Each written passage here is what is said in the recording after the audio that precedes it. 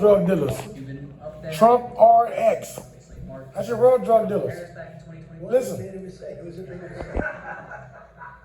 What does this say about what you two are building here? Well, it says we love people, we love our country. He's got a good company, and he's going to do a lot of business with this. And company selling drugs. Drugs out through Amazon. Mr. President, I think other than you, I've been the biggest proponent of TrumpRx.com.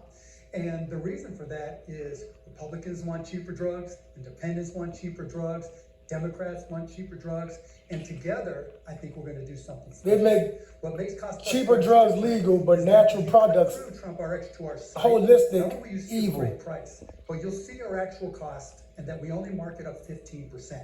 And what makes this incredible, Mr. President, all the volume and all the people that are going to come from the site, as our volumes go up, our costs go down, which means we'll be ending up charging less to people over a period of time.